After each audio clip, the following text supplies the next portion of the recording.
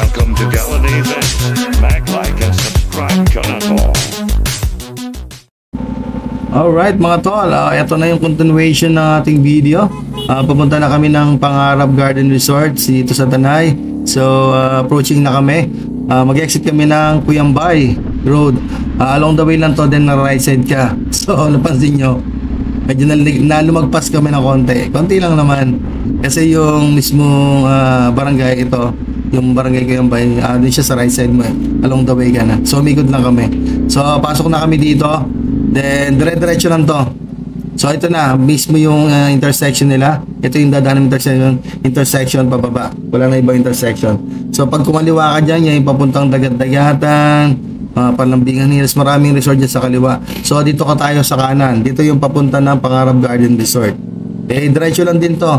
Madadaanan na natin siya dito. Bali yan siya. Yung resort na yun nasa left side pag dito ka dumaan. So madadaanan mo tong Tanay, itong Cuyambay Barangay Hall. So yun parang landmark mo pag naliligaw ka. Basta diretso ka lang. Siguro na mga 5 minutes andun ka na. 5 to mga ganon. And then yun. So makita nyo na kung gaano kaganda yung resort, kung ano bang itsura ng resort na yun, kung goods ba talaga siya. So tara, check find natin kung anong klaseng resort itong Pangarap Resort. So eto na, lumagpas na naman kami. So ikot lang, yan si Joyce, lakad na lang. So ito na yung mismo entrance nila, rough road, talagang talagang nature. So may parkingan sila dito, naka-separate yung parkingan ng motor sa sasakyan. Malawak yung parking actually. Yung kaya nang sa motorsiklo, mga 1,000 siguro. Yan, dito tayo sa labas. Okay, we're here at Pangarap Garden Resort. Tour ko na kayo. Yan. Yan. Yun na nga, napakasimple lang ng kanilang karatula yun sa labas. Pag medyo mabilis ka, hindi mo talaga mapapansin. Pero ito, entrance na tayo. May cottage, ito siguro yung information area. Pero parang wala nagtitinda ngayon.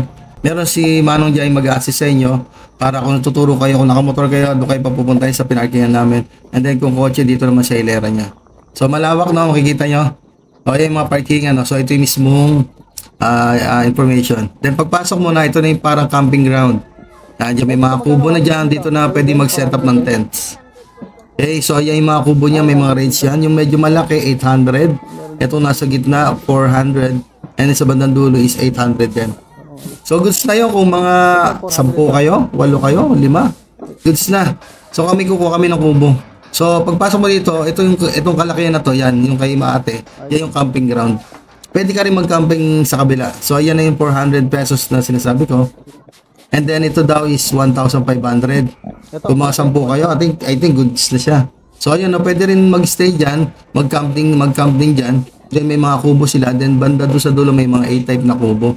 And then the swimming pool. Okay? Ayun. Okay din, no? Malaki. May live band pa ata doon, no? Ayun, no? Merong setup na banda. Then may mga cottage din, may mga din. Oo, yan. Kasama na kayo sa picture. Sa Quiapo yan? Oo, kita na kayo dyan. Sa Quiapo? Quiapo. Tintinda nila. Quiapo, Maynila. So okay, meron sila dito sari-sari store sa mga kulang yon. Then may CR sila. Maganda yung mga CR nila dito. Malinis tingnan, saka marami. So, hindi ka ma-hassle. Then grilling station sa kabila. Okay, so baba na tayo. Dito kami nag-stay sa may kubo na to. For 400 pesos lang. Then may available dyan sa harapan. 800 pesos naman yun. So day tour lang naman kami So hindi na namin kinuha yun. Since kailangan lang namin magluto and then para shades ng konti. So okay, let's go. It's cooking time. Then gutom na kami.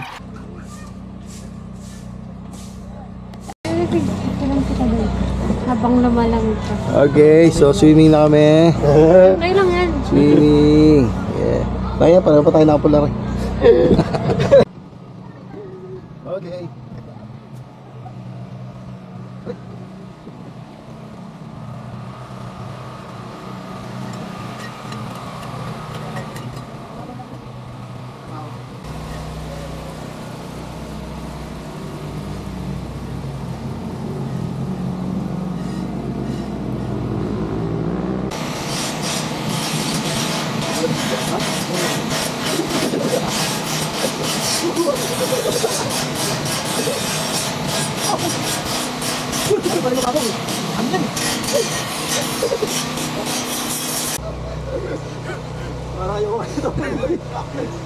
Talon.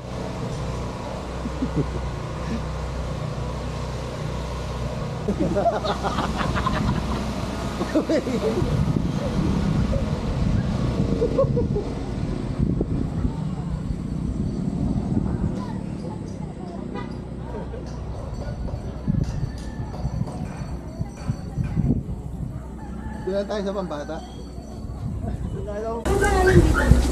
Nagpapakaw dyan eh. Okay, so ito yung kanilang Olympic size swimming pool nila dito sa Pangarap. So dalawa pala yung nila yung pool nila. Isa dito sa taas malaki, medyo malalim, pang adults, and then sa baba yung yung for kids. And then meron silang mga A-type na kubo. Okay, then may ginagawa. Pag umahon kang hangin eh. Okay. Pag nasa doon ka na, mainit tayo. May lamig, tapos mamaya mainit na. Lamig yan yung pag dito. 睇雷子有多面，終極殺人火雲邪神，先你有咁嘅晒。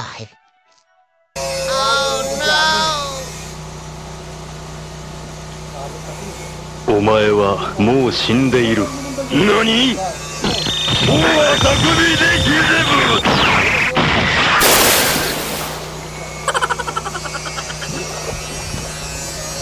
Buwag na talaga ito. Oh, halika na. Bandas na rin. Ha? Huwag ka kasing dyan. Pwede na yan. Ano na kayo, Trevor, tanggalin mo sa video eh. Pwede na yun. Halika na. Kasi nga tayo natuhod. Natuhod. Ay, video pa na tayo. Video tayo. Sabi, alam nga. Ayaw, di ba? Yeah. Huwag magulo, be. Para kang tanga. Hindi, wala yung excitement. Ito, meron lang. Palalo na rin. Yes, tayo na. Huwag na magulo. Ano na? Tinatagta ko pa yung vibration ng tubig.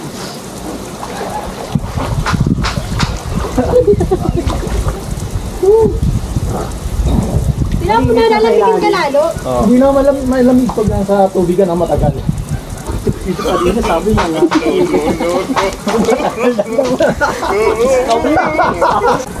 Ano ba? Tuhod na rin. Ilambog ka lang kasi. Teka lang, di. Kasi ninatagta ko pa yung lamig. So yung matutunan nyo lang ko yung rock slider, yung the animal yung penguin eh. Yung gano'n lang. Isa! Tuwa naman sa kalsada!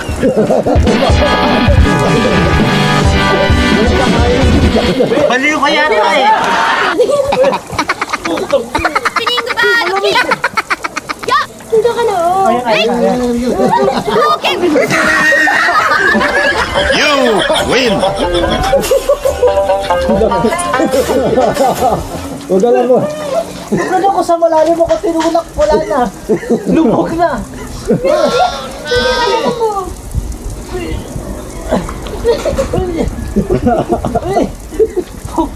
Ito ay kayo dito, kulit ba yan? Kulit. Ah, kulit? Tawila. Sabi lang. Ano? Ano nga ako binasa ako na eh. Hindi ko kaya. Kaya mo yan. Huwag kang mag-aina. May kailangan may ano eh. Meron tayong kasama na mag-aina. Kung pumaster.好啊，嚟啊！ Ipapal, ano lang. Yung kalaban yan. Yung Stephen Chow. Ang dami. Buti kayo nakakagalmog dyan. Lumot-lumot mo nga yung ulo mo. Ay, hirapan kami. Okay mga tol, so grabe yun. Ang lamig ng tubig, sobra. Talagang kung medyo mahina-hina ka, lamig, giginamig ganon. Pero sanay naman ako sa ganyan eh. So okay, tour na tayo. Ikot ko na kayo dito sa palibot ng Pangarap Garden Resort para makita nyo kung gaano kalaki siya at yung iba pang mga rooms accommodation na pwede yung puntahan dito sa loob. Then baba tayo sa mismong kiddie pool niya. Para kung makita yung gaano kalaki. No? Kasi So makikita nyo, ang ganda ng landscape, no? Tapos meron pang bundok na katabi. Hindi, wala lang kaming time para sana makit sana yan kahit saglitan lang. So ito yung staircase nila. Then pababa na siya ng kiddie pool, then tatagos ka doon sa mismong pataas na hagdanan, then bridge para makita mo yung kabilang mga accommodation nila.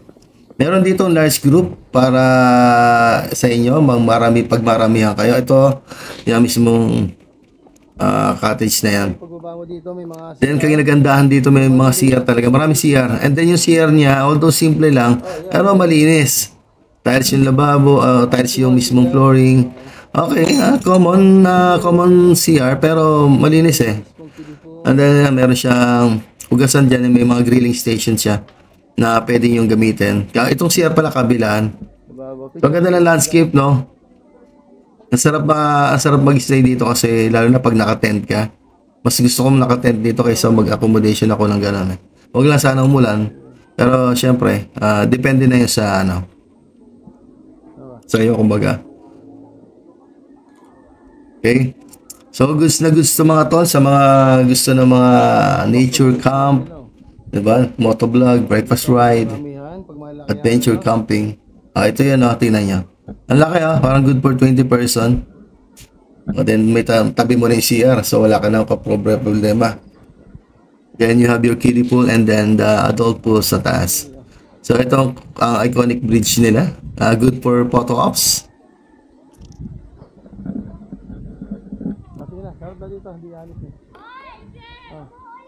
Yes, konting ikot lang kami dito. Tingnan natin yung mga A-type room nila. Then after nun, uwi na tayo. Kasi day tour lang kami. And then, iwasan din namin traffic. Then makapaglibot pa sa ibang part ng Tanay.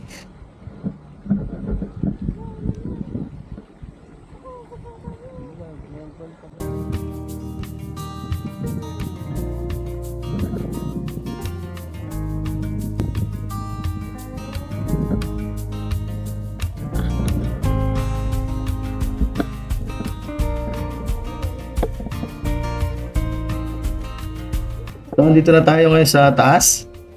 So, nakikita nyo, ito yung mga A-type rooms nila. I think good for 2 to 3 people ata yan. Then, meron na sariling upuan. Then, may lamesa na siya. Overlooking ka kasi ikaw yung nasa top. Ang problem lang nito, wala tang CR to sa loob. So, kailangan bumaba pa. Dumumi ka, medyo malayo. Yan ang pinagkaiba niya. Pero, abas gusto mo sa overlooking area, medyo malayo sa maganda yung tanaw. Okay din to. Okay to rooms na to.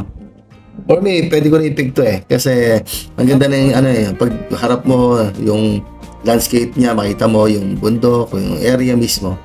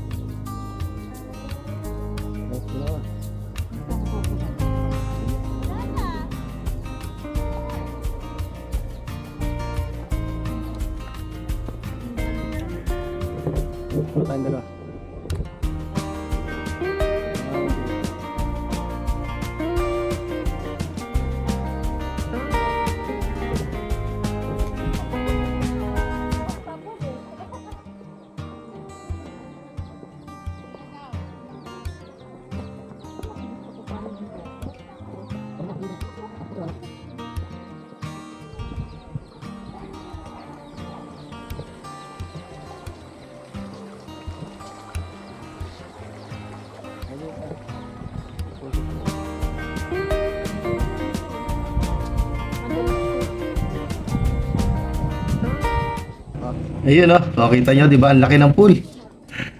Goods for kids talaga, malawak, mahaba. So marami makakapaligo dito. Hindi katulad ng mga ibang resort dito sa Tanay. Yung pool nila medyo maliliit Pero itong tubig na ginagamit dito is para bang river water. Doon nila kinukuha. So meron siyang hose dyan na yun yung nagsusupply sa kaya. Kaya talagang malamig. So pure nature talaga yung tubig na ginagamit. So okay, yan. Konting picture na lang kami and then let's go home na at nag-aantay na rin sila doon. So, great experience talaga to. Ang ganda ng lugar na to. Balikan namin to kung medyo gusto ko dito overnight. For the meantime kasi day tour lang kami. Breakfast ride. And then, siguro sa pagbalik namin, that's the time na mag-stay kami for camping. Taipei. Magkano?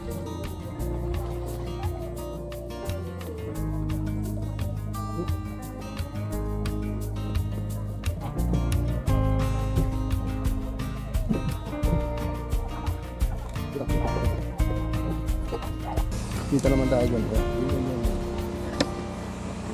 Hello guys, pauwi na po kami. Para ba ka? Dito tayo dyan. Pauwi na po kami. Dator lang. Dator Adventurous. Silang overnight. Wala pa bang overnight? Pauwi na sila kami.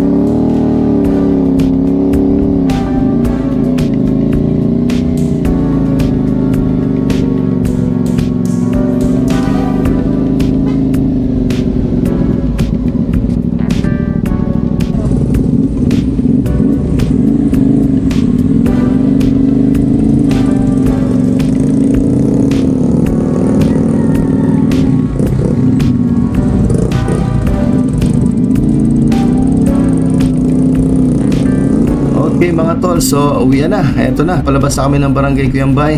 Left side na kami, tagusin namin Marilaki uli. Balik ulit kami doon sa Marcos Highway. And then si shortcut kami siguro ng dati namin dinaan Anangono, Binangonan, all the way to C6. Okay? So tara, mabilisin ko na. Iyon na nga, andito na kami agad. Yun mga tol, pakiusap. Paalala, huwag kayong dadaan ang around 2 to 5. Grabe yung traffic. Sobrang naipit kami doon. Almost 1 to 2 hours kami doon. Sobrang traffic talaga. Even motor na kami, hindi kami makapass through. Pero gladly, at least nandito na.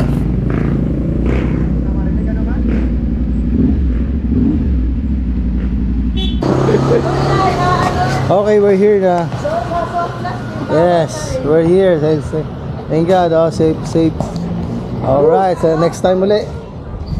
Next time ulit. Saan tayo? Next time. Batangas na, Cavite. Cavite. Saan tayo? Next time. Kahit saan, sasama lang naman ako. Yeah. You know. Yeah. So ayun mga tol, maraming salamat sa inyong pagsubaybay, panonood sa susunod na biyahe namin. Okay? Bye. Sakto pala yung gas ko kanina.